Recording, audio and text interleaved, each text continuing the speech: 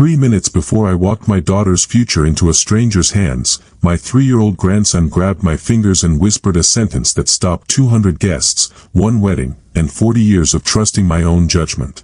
My name is Harold. I'm 68 years old, and until that Saturday afternoon in October, I thought I was the luckiest widower in the state of Ohio. My wife Ruth had been gone 6 years. I built a construction business from nothing, raised my daughter Claire alone after Ruth passed, watched her marry, watched her have a son, and watched that marriage fall apart when her husband decided fatherhood wasn't for him. Claire moved back into my house with baby Eli 14 months ago. I thought I was helping her heal. I didn't know I was about to become the reason she almost stopped trusting me. Vanessa came into my life at a real estate closing. She was 52, sharp, funny, the kind of woman who remembered how you took your coffee after meeting you once. I fell for her in a way I hadn't fallen for anyone since Ruth. Within 4 months she'd moved into my house. Within 8 months she was wearing my mother's ring. I told myself I was too old to waste time being cautious. I told myself Claire's quietness around Vanessa was just an adjustment period. I was wrong about almost everything. Looking back now, there were nights I should have noticed. Vanessa always found reasons for me to travel. A property in Columbus needed walking. A contractor in Dayton needed handling in person. I run 3 job sites and I trusted her judgment on which fires needed me most. Every single trip she suggested put me 200 miles from my own kitchen table. I never once asked myself why my fiancé was so eager to plan my absences down to the hour. Claire tried to tell me twice. The first time, at dinner in July, she said Vanessa had asked her when she planned on finding her own place, now that the wedding was close. I laughed it off as Vanessa being practical about space. The second time, in September, Claire said Vanessa had gone through Eli's college fund paperwork on my desk and asked pointed questions about who controlled it. I told my daughter she was imagining tension that wasn't there. I told her people are allowed to ask about family finances when they're about to become family. I said those words to my own daughter's face, and 3 weeks later I would understand exactly how badly I'd failed her. There was a night in early September I still think about now. I came home 2 days early from a Columbus site because a shipment fell through, and I found Claire sitting on the porch steps at 11 at night, alone, while Eli slept upstairs. She told me she couldn't sleep. I asked if everything was all right between her and Vanessa, and she said, carefully, that Vanessa had opinions about how long she and Eli planned on staying with us. I remember telling her that of course they could stay as long as they needed, that it was still my house. I thought I'd fixed something with that one sentence. I had no idea Vanessa had already told Claire, 3 separate times that week, that my opinion on the matter would stop mattering the day the marriage license was signed. What I didn't know was that Vanessa had started speaking to Claire differently the moment I left for any job site. Not loud.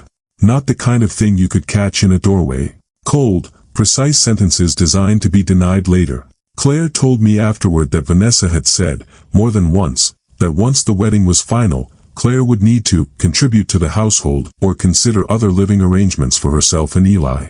When Claire pushed back, Vanessa reminded her, calmly, that Harold listens to me now. Claire started recording those conversations on her phone in August, not because she had a plan, but because she was scared nobody would believe a woman most people considered difficult over a woman most people considered charming.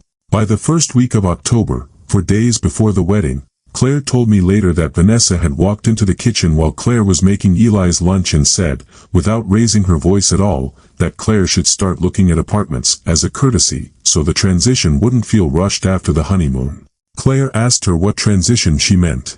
Vanessa smiled and said Claire knew exactly what she meant, and that Harold didn't need to be bothered with logistics, he'd already trust his new wife to handle. That was the conversation Claire recorded on her phone from her back pocket, the 4th of the 7 recordings, made 3 days before I stood in that aisle with no idea any of this had happened under my own roof. The wedding was set for the Botanical Gardens East Hall, 210 guests, a marriage license I'd already signed, caterers I'd already paid $18,000 to. I stood at the top of the aisle in a suit Claire helped me pick out, and Eli, my 3-year-old grandson, was supposed to walk the rings down on a small velvet pillow before I followed. Instead he ran straight for me, grabbed my hand with both of his, and wouldn't let go. I knelt down in front of everyone to fix the collar on his tiny suit, thinking he was just nervous about the crowd. That's when he leaned into my ear and said it. Grandpa, she hurt Mommy while you were gone. For words that don't sound like much until you're the man holding your grandson's hand at the front of a wedding aisle, hearing them for the first time in your life. I asked him, quietly, who hurt Mommy.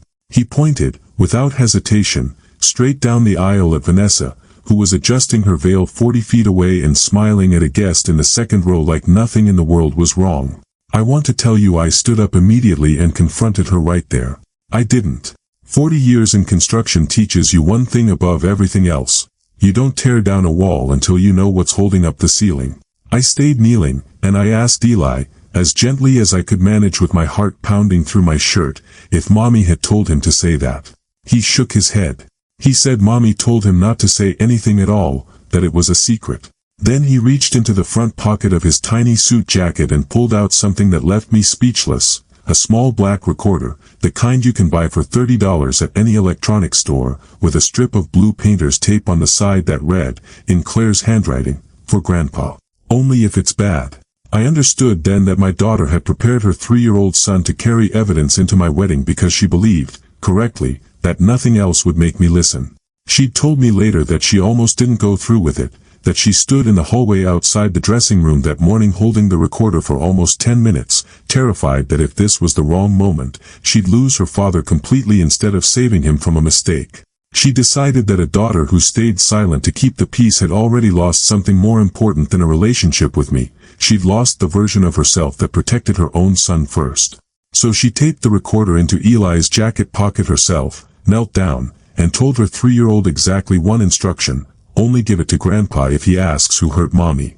I stood up slowly. I held that recorder in my closed fist and I did not press play in front of anyone yet. I walked to Claire, who was standing near the front row white as paper, having watched her son do the one thing she'd hoped she'd never actually need him to do. I asked her, quiet enough that only she could hear, one question: is there enough on here to end this today? She nodded. She said there were 7 recordings, going back 6 weeks, and the last one was from 4 days ago. I asked the officiant to give me the microphone for a moment before we began. 210 guests assumed I was about to make a speech about love. I pressed play instead. The recording that came through the speakers was Vanessa's voice, clear and unmistakable, telling Claire that once the marriage was final, she expected Claire and Eli out of the house within 60 days, that she'd already spoken to an attorney about restructuring beneficiary designations on my life insurance policy, and that if Claire tried to poison me against her before the wedding, she would make sure Claire never saw a dime of the $85,000 sitting in the trust Ruth and I had built for Eli's education. Vanessa's voice, naming that exact figure, filled a room built for celebrating a marriage that had just become a crime scene in front of witnesses.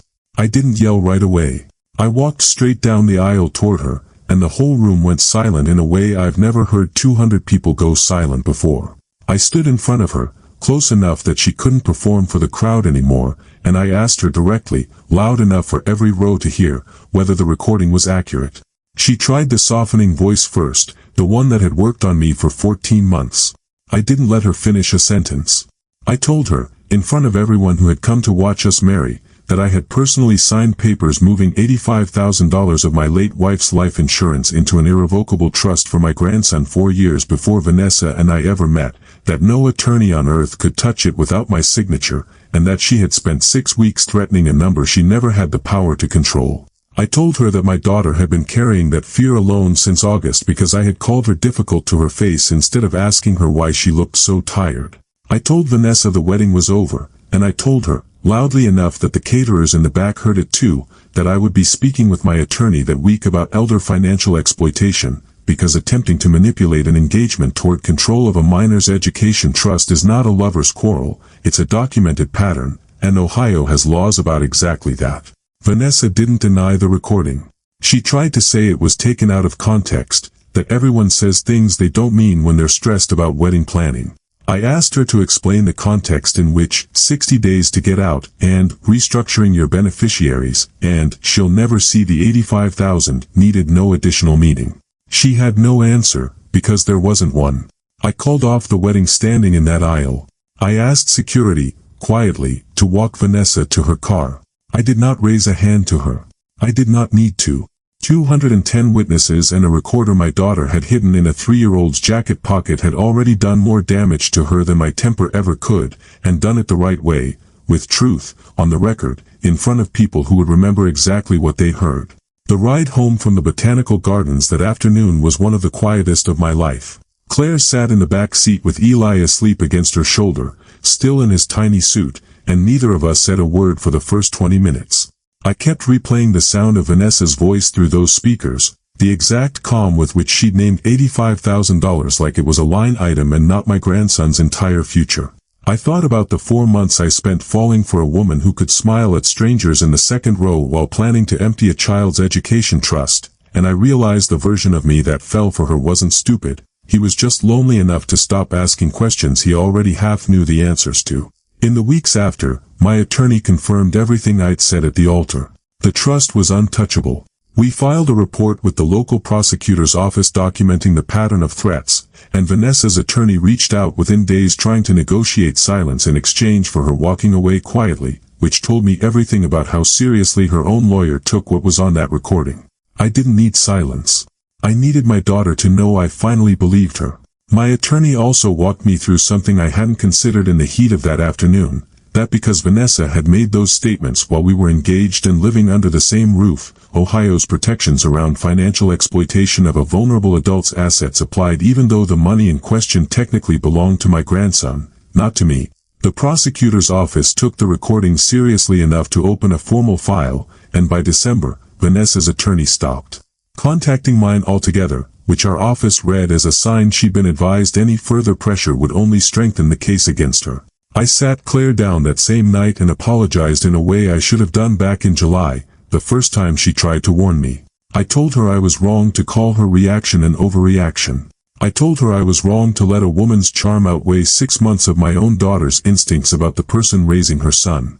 She cried harder hearing that apology than she had all day watching her own engagement unravel in front of 200 people, and I understood then that the wound was never really about the wedding. It was about being disbelieved by the one parent she had left.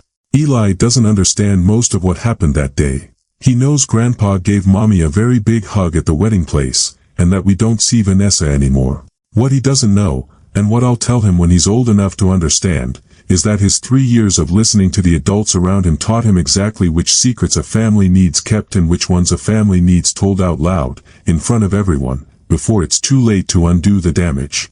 I rebuilt my will completely within a month.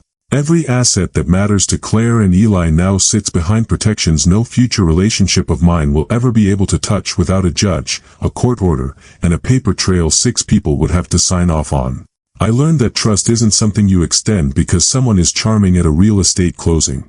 It's something you verify, slowly, especially when every version of the story you're hearing conveniently keeps you 200 miles away from home.